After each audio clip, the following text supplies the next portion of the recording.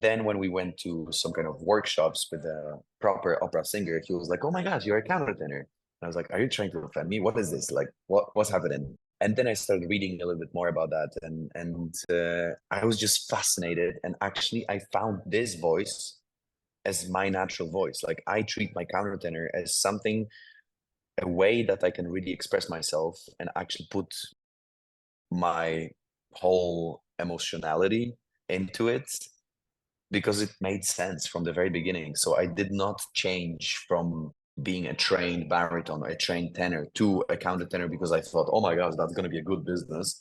It's Right. more like I really, from the very beginning, felt that this is my voice. This is the voice that I can actually show something, express myself, and then later on, I realized that with this voice, I can make people feel, actually sense something, Mm. emotional and dig deeper into themselves. Hello and welcome to At the Podium with me, Patrick Huey. At the Podium is a multimedia platform where story by story, we explore the resiliency of the human spirit with people who are using their own personal journeys to leave a positive and transformative imprint on our world today. At the Podium holds a space for meaningful conversation, inspiration, and life. Today, I'm thrilled to share the podium with Jakub Jozef Orlinski. Polish countertenor Jakub Jozef Orlinski has established himself as one of the world's leading artists, triumphing on stage, in concert, and on recordings.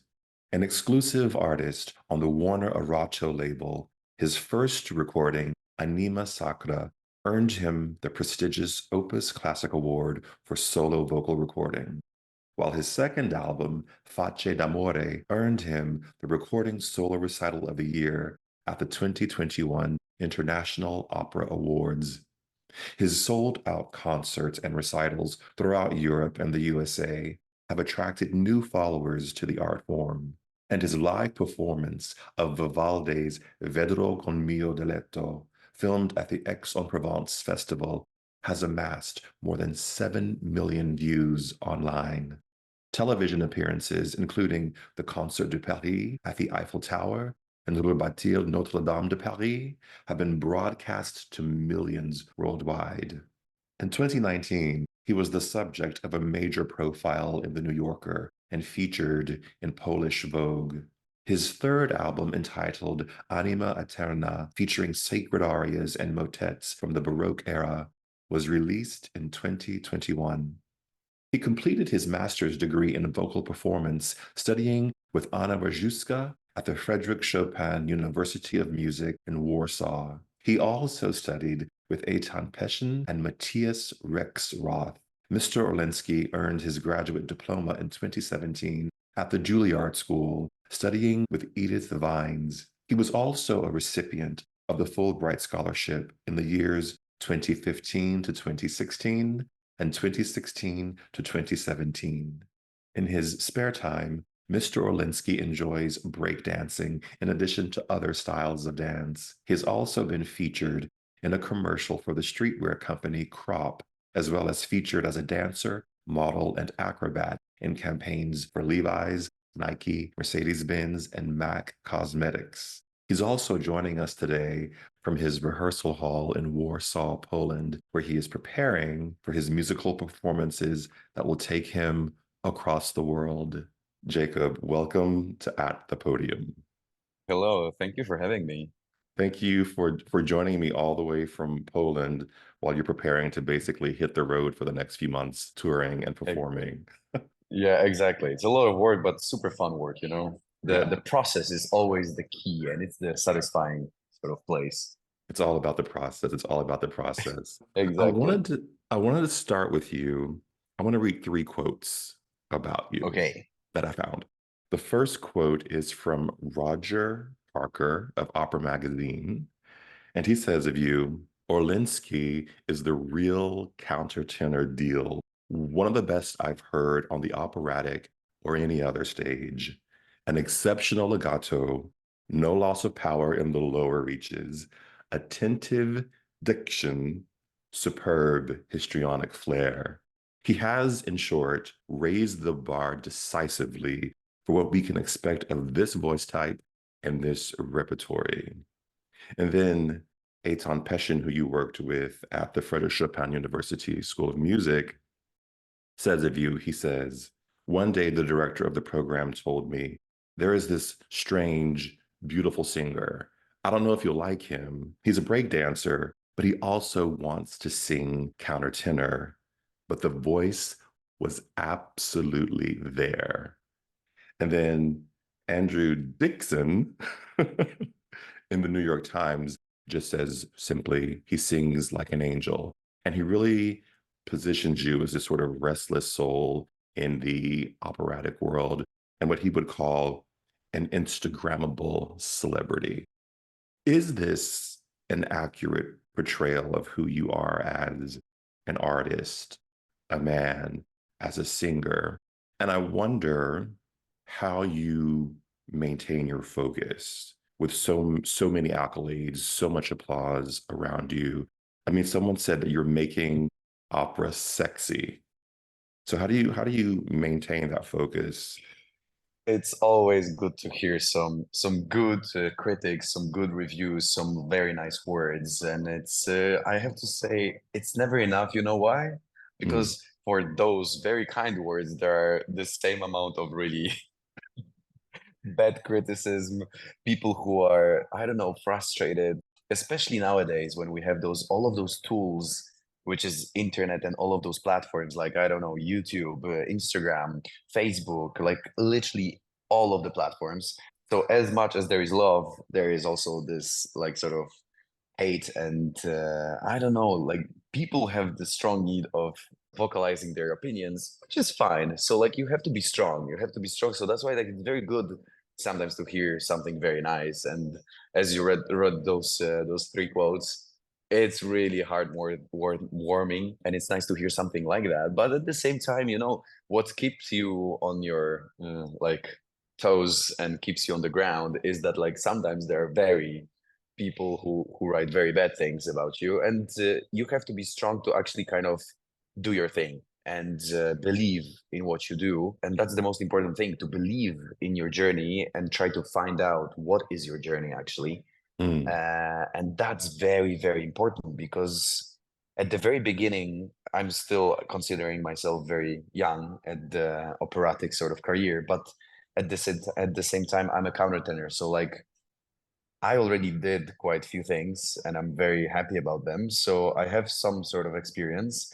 And I've learned that at the beginning it was very difficult. I really paid attention to everything what people say, what they write about me. And then it could really make me happy or it could really destroy me. And I could be depressed for like a week or 2 weeks. And I would be like, no, like it makes no sense to continue this because if people receive me in this way that they mm. really write it, then it makes no sense. But you know, you cannot please everyone, and you have to learn that in many fields that like you are not going to be friends with everybody, you're not going to please everyone. So you have to just be your own self and believe in the journey and learn about yourself the most to kind of also protect yourself from those kind of random comments on internet.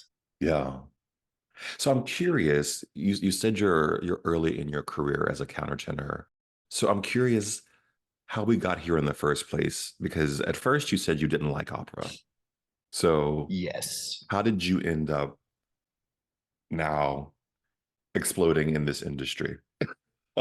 I mean, the thing is that like it's sort of like with everything. As much as you don't maybe like something, once you maybe grow a little and try it again or get a little bit more knowledge about it, then you start realizing how actually beautiful, detailed, intense, and emotional things are in certain fields. So the same was with me and opera because I loved classical music, but mostly like this very, very early classical music, which is like I was singing in an amateur choir. We were singing pieces from Renaissance period. So Mm, really, that was the very, very period that I loved. And then I went to the opera, just to listen. My first opera was, I think, Electra, and I Mm. didn't like it. Like I was a teenager, and I saw people who were just screaming, and that's it. And that was really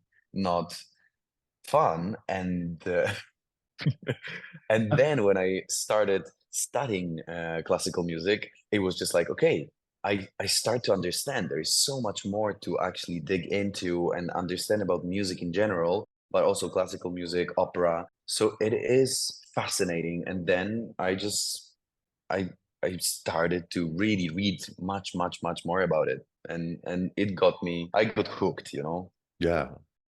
Many years ago in another life, I was an actor living in New York and studying there, and ended up through a teacher being a sword fighter and a dancer at the Met in Placido Domingo's Otello with Renee Fleming. Oh, wow. And I'd never even been to the opera. And I mean, you know, we grew up here on Sesame Street in America, so I'd heard opera on Sesame Street, but never really paid attention to it. But when I was doing the show in New York at the Met, which is a whole other world, and you know this because you Yeah. perform there, but to see both of them, Placido Domingo and Renee Fleming was singing in Desdemona, it completely opened a whole new world to me. And one of the people who'd been at the Met for a long time said, if you love this, go check out Callus in the music store. And so this is back in the days when there were like headphones in the music store, you can go and listen. And I listened Yeah, to exactly. Callus singing Adriana Lecouvreur, I think was the name of the opera. And I was hooked from then on. Um, when you find your way into it, it's quite beautiful and stunning. And It is. yeah, And also, like, you know, nowadays, like people say opera, but they sometimes mean the whole world of classical music, because classical music is not only opera. It's like, you know, philharmonics, where you have those symphonic concerts, when you have chamber music, when you have recitals, just like a singer and the piano, and then you have those concerts, just, you know, with arias or oratorio music. So there's so much that you can explore. And actually, some people like that and don't like the other thing.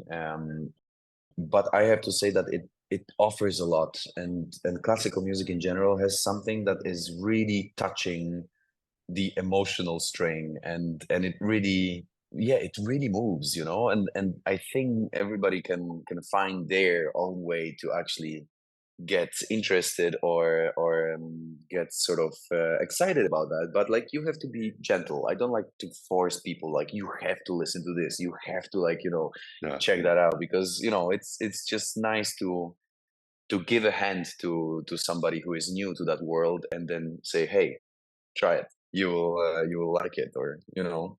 right, right. I think it's so funny because I think for a lot of people, Mariah Carey was probably their way into classical music because she's classically trained. So they probably, I mean, Yeah, that's very true. I believe that, like, really like really good sort of pop singing, entertaining singing is based on good technique, solid sort of classical technique, because then you really know and understand your voice. oh yeah, oh yeah. And you even see people like Aretha Franklin going back and studying piano, the basics of music at Juilliard later in her career.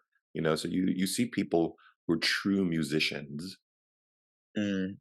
eventually going back to the basics, a lot of The classical basics, training, yes. you know, is very This important. is very important. It's very, very important. Even like if you are a professional opera singer, you have to go to your studio, like I will go right after this interview, and just do sometimes the simplest exercises just to maintain your vocal ability, and all of the things that you have to do later on, which are very difficult, virtuosic, and actually demanding, you know, just very, Right. very demanding. So for people who are listening, I think we should level set. Can you explain what a countertenor is and what makes it unique amongst the male voices? I have to say that, like, people still think that the countertenor voice is quite exotic. I think it's not, because there are so many countertenors nowadays. But in general, what it is a technique to sing like as the highest, basically, male voice type, as it is. So countertenor is above the tenor range because we are using the falsetto technique, which simply explained is that we use the edges of the chords, because when you sing with your full chest voice, chest register, your whole chords are vibrating. And then as you are using the falsetto technique, it's just the edges of those chords, and that's why it's possible for us men to sing high. And then within the countertenor realm, you have also countertenors who are more alto-ish, like me. And then you have countertenors who are of a range of a mezzo soprano, and then you have those sopranistas who really sing very high, like really like sopranos. So it's kind of really extraordinary to hear something like that. But there are more and more of us, so that's why I don't feel like it's anymore something very absolutely unique and crazy, because there are quite a lot of us, and there are a lot of people studying as countertenors because the knowledge about that voice is now spread, and the teachers, especially teachers, they just know what they're dealing with, because even like those 20 years ago, it was not as easy to understand what it is exactly and what it can do. And that's why it's so actually fun to read, like as you read this quote, the new generation, basically, it's not only me, we are bringing this voice type to the next level, because when you look at Alfred Deller, who just started this countertenor thingy, and then later countertenors, they were singing beautifully, but it was not yet, the voice type was not yet developed as, for example, Franco Fagioli, who has such a huge range and the power of the voice. And those people, like the previous generation, made it open for us to actually perform around the world and do what we love. Why do you think it's coming back into fashion, the countertenor voice? Because for hundreds of years, it had kind of fallen off the radar, that particular voice type. Why do you think it's making this comeback now? I think it's there are many factors, but also there is something like interesting about Baroque music in general. So as countertenor voice is sort of associated with the Baroque period, now as opera theaters are performing more and more early music, then of course they want to hire countertenors. And then of course the studies and the sort of research about the historical performance is on the completely next level. If you compare it to things that were recorded, for example, 30 years ago, 25 years ago, it's completely different story. So also historical instruments and all that stuff, like it makes all sense, and people get excited about that. Like even 20 years ago, it was maybe just Messiah during Christmas by Handel, and then some like Matthew Passion by Bach and Johannes Passion and those kind of things. But now people really want to see Baroque operas, Baroque oratorios, and this is really fascinating and super fun. But at the same time, from the other hand, you have the modern time where there are modern composers who are fascinated by the countertenor possibilities, because we can sing high, but as you can probably tell, I'm speaking pretty low and my natural voice is bass baritone. So in the modern opera, they can use us as a very sort of fun tool, and we can portray a lot of weird or fun characters just because we can sing high, but at the same time we can also use the low voice, which makes the spectrum of the whole character so big and so expanded. And that's why, like, usually people say, oh, countertenor, so you sing mostly Baroque music or modern contemporary music, which is true and not true, because there is so much more in the romantic period that you can choose from and actually sing. But yeah, that's the factor that I think brings us countertenors back on the table, because there is so much more Baroque music, but so much more also contemporary music. Why do you think the Baroque composers, the Handels of the world, put the male heroic figure in this vocal range, or a Fach, I think you call it? Because today we associate that with like a tenor or a baritone. It was sort of considered godlike, there was something out of this world, and that was the feeling. Like they wanted to feel those heroic people, like some kind of characters that came from a different place, and that's why they are so brave, so I don't know, like so out of this planet, that they can say, they can like do things. And it's actually quite extraordinary to think about that, because this is how people kind of receive us now, that it's something extraterrestrial. It's something, I don't know, heavenly. As you read the review, like angelic. There are a lot of qualities that are just different, and they make people feel. And this is the major point. Like, they made people feel something, and that was very, very strong. And of course, it shifted once the Baroque era was done. Of course, you have the era of tenors, which were very heroic, and the basses being very evilish, but that's actually stays along the whole centuries of classical music. But yeah, that's why I think they chose those kind of voice types for those roles. Why did you choose to be a countertenor? Because you're a baritone, a bass baritone.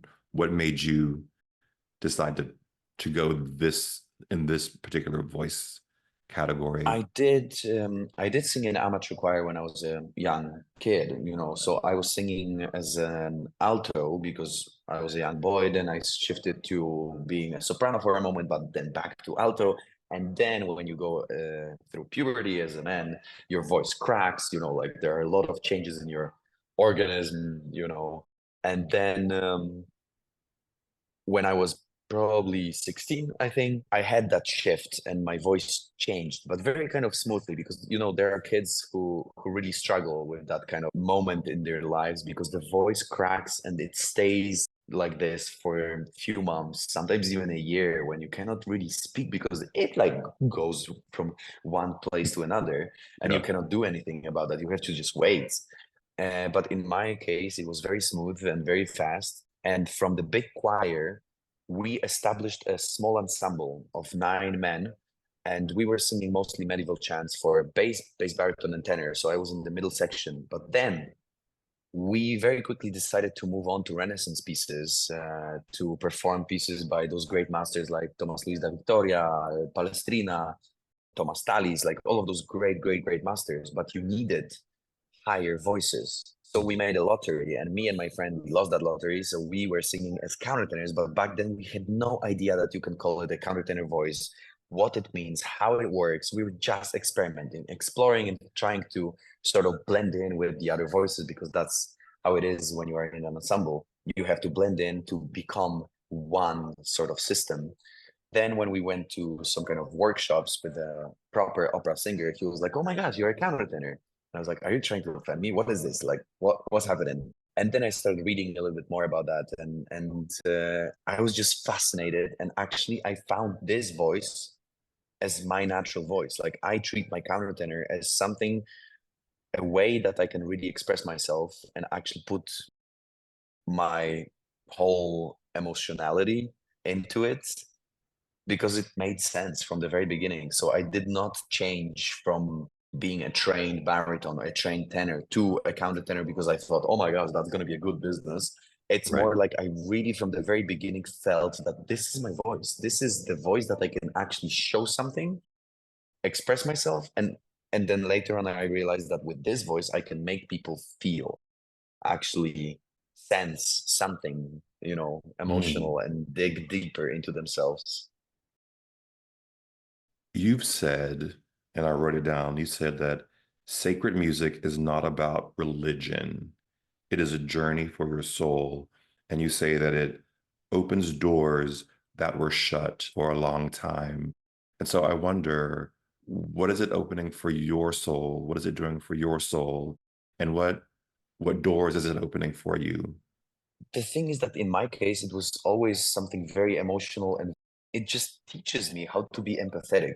It just opens those doors about like looking at another person and trying to be in their skin and understand them better. And I know it sounds weird, but like those are the feelings sometimes that go through your head when you sing something as beautiful as, for example, Stabat Mater by Pergolesi, or I don't know, Vivaldi. It's just sometimes when you realize that somebody few hundred years ago wrote a piece to those beautiful lyrics, and of course they were designed to be biblical and very religious, but the story is so human. It's about a mother who is really in pain because her son is dying, is being crucified and being tortured, and like literally this is what happens now in so many places in the world, and it just brings you back to this most human emotions and things that make you feel and make you so, yeah, teach you empathy. And but at the same time it's super beautiful, and that's why like I think that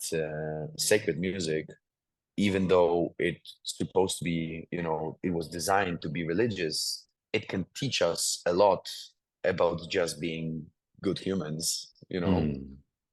People comment a lot, as we read earlier, on your voice and the timbre and the quality of your voice. They talk about how good your Italian is when you're singing. And I wonder how much of that is natural fluency and how much of it is the technique that you must develop in order to do this. I'm happy you asked the question because you know our job as singers and performers is to make people feel that it's all easy and it was all just like this. But it's not, you know, it's a long process, and it's just being in the practice room for hours and hours and hours and practice it. Because you know in music, especially as you are a singer, it's not only the sound. You can practice the sound and the projection and all that stuff. And this is very important. But then this is just the one playground you have. Then the another playground you have is the language. So you study different dictions and languages to be able, and if you want to be in the top level, you have to have it tip top. Like it has to be great. So like that's why like I studied Italian diction, I studied French diction, I studied, you know, German diction, and you have to have it because if you sing in a language like that, you have to make it as perfect and as sort of native as possible. And then another sort of playground is to be a companion in music with other people. So if I perform with my pianist, this is another yet playground to explore and to make things even more, you know, well interpreted, but also fun for us and more musical. So it's a lot of work. Actually, there are so many things to think about. That's why you have to practice in your practice studio, and then when you go on stage, you have to just let it go. You have to go for it because otherwise it makes you crazy, you know, to think about all of those things. That's why you have to be very well prepared, and I'm trying to be as well prepared as possible always. I've listened a lot to your singing, more so recently because I knew we were going to be talking. One thing that I love about your voice is I feel like even when you're going into your higher registers, into the higher notes, I still feel like the base of the voice is still there. And so it gives it a really whole, one fluid voice sound. How are you doing that? No, it's actually, you know, my mentor, Ethan Pesson, told me that like it's very good to like it's very good. It's important to have those basics. And if you have the middle register, your comfortable zone, very well prepared, then you have to use that feeling for the lower register and the higher register. And you cannot forget about it. And also it takes hours and hours of switching from difficult places to more comfortable places, and then you just practice it to have it smooth, you know, because for me it was very important to have a very sort of smooth change between registers, and that was very important for me. So that's why like I was practicing it a lot. For example, to switch from head voice to chest voice, I never almost never switch like, you know, head voice and chest voice. I always mix it up. So like, you know, let's say I have three thirds of like the head voice, and then when I go down I slowly go two-thirds of head voice and then chest voice, and then two-thirds chest voice, one head voice, and then I'm in chest voice. So it's a smooth sort of transition. That's why I try to keep it as my one voice, and that's it. It makes the same sort of timbre, color is stays in the same way, and it's difficult, and I still have to practice that because as human beings we are changing all the time, and you know the body is just changing, so you have to actually maintain your preparation all the time, and it's swift, like switches from different parts of your voice, so you have to train that all the time. Mm. You said earlier that when you are performing, you sort of leave the classroom behind and step into the fun and play of it. And I was watching you sing in Versailles, and you were breakdancing while you were singing. I did a little bit. Just a little bit. I loved Just it a though, little bit. because I loved it. I think in the way that sort of, I don't want to overstate it, but I think, what made Callus so amazing was that she did something that nobody else was doing when she came on the scene. She started to emotionally interpret these roles. And I think you're bringing a modernity to the music that makes it very easy for people to enter into it. And you're sort of helping them understand through your physical experience, your physical body, what they may not understand in the German or the Italian or the French that you're singing. So I think it's really fun to watch, but I also think it's very important what you're doing with that. Thank you. Thank you. Thank you. I'm not trying to forcefully change the classical world. But at the same time, I like to do things my way, and this is how I feel things, and that's why I do it. So there is place for being super serious and like deliver the music that is very sort of spiritual in a way that like it would not make sense and actually would destroy the music if I would start like walking around and jumping around and making break dancing moves. But there is part of the classical music world like virtuoso operatic arias where you can do those things and it's fun and it has sense, and as long as you have arguments to do things, I believe it's okay, it's good.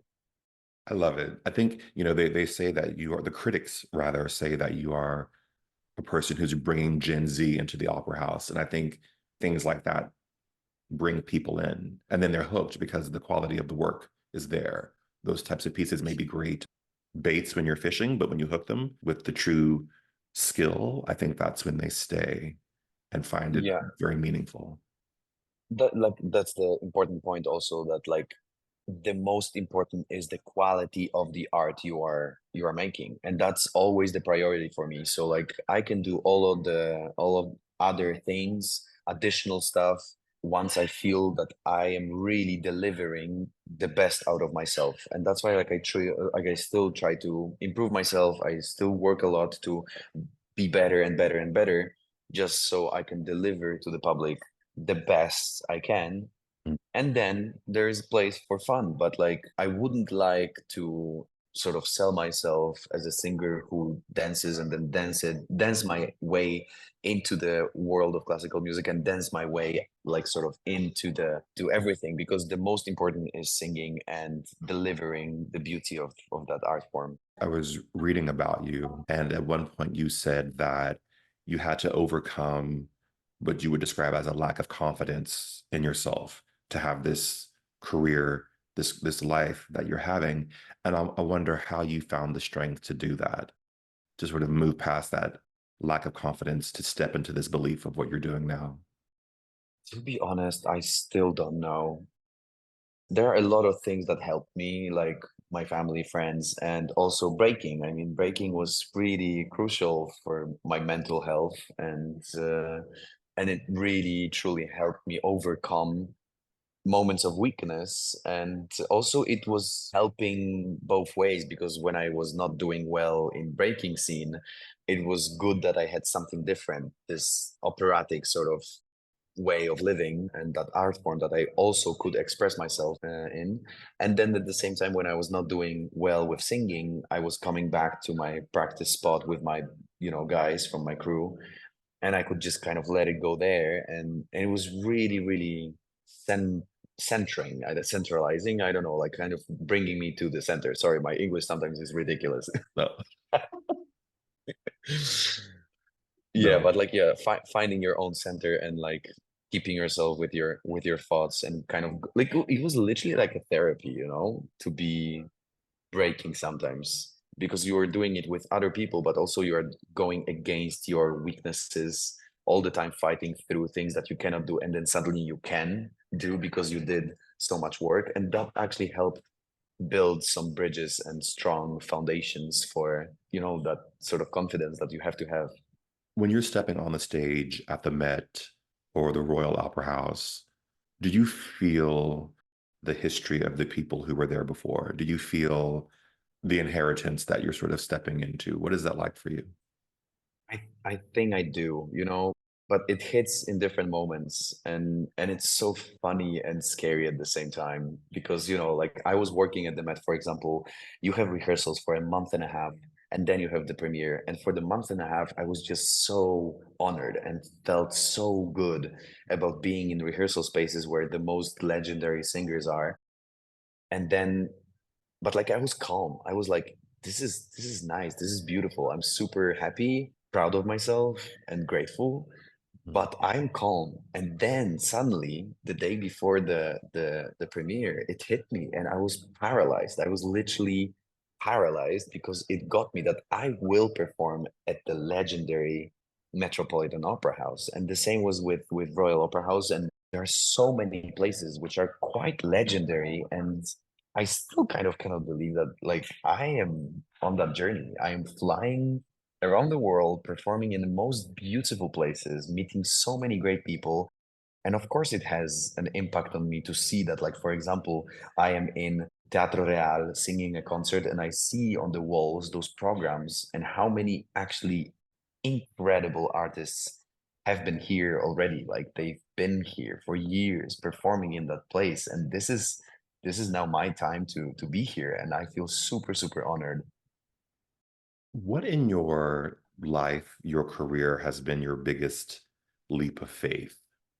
Oh wow, I don't know. Believing probably in my journey, because I cannot really point out any single event, because it was constantly a journey of different things happening in different places, which actually finally combined and made it all work. And that's why it's very difficult to say, like, okay, I won the Metropolitan competition and that made the whole thing. Or there is this famous video of me singing Vedrò col mio diletto in Festival d'Aix-en-Provence in shorts, and also a lot of people think that that made my career and that made everything, but it wouldn't go viral if I wasn't already studying in United States, singing in United States, doing all of those things in Europe. So like I was already on the map, and that's why it kind of got to different places. I think just believing and not giving up was the biggest sort of achievement of all of this, because even though I lost a lot of competitions and I was kicked out after the first round, after not being accepted at my university here in Warsaw, after not being accepted for many summer programs, after not being accepted at Curtis Institute of Music, not accepted at Juilliard, and a lot, like, there was constantly a fight for a place, constantly. And Mm. I overcame that because I believed in the journey and in the process. And I think that's the biggest aspect of all of that. Mhm. On this season of the show, I'm exploring this idea of legacies and the things that we leave behind, how we impact people. And I wonder for you, what do you think your legacy is, or what do you think your legacy will be? Oh my goodness, that's a very difficult question. I'm 33 years old. I don't think about legacies. I just, enjoy for now, and we will see how it's going to develop. Like every year, every sometimes month, there are new doors opening, and I really don't know which direction it's gonna go. So that's why it's difficult to say like what kind of legacy I might leave behind me. But what I usually say to people is just like, if you like something, really try to make it happen, because it costs a lot sometimes, and it really is a lot of there are a lot of sacrifices. But if you like it, you just have to try to make it work. Sometimes it's Mm. not easy, but sometimes at some point it becomes super nice and rewarding, satisfying, and easier. Jacob, thank you. Thank you so much for your time today. I know you're preparing for your touring, so I thank you for taking time and sharing some of your worldview, your music view, your life with me. Thank you so much for having me. Absolutely. And to those of you who are watching or listening, remember, we all have a voice and we all will leave a legacy. Choose yours wisely. Bye, everyone. Thank you, Jacob. Thank you.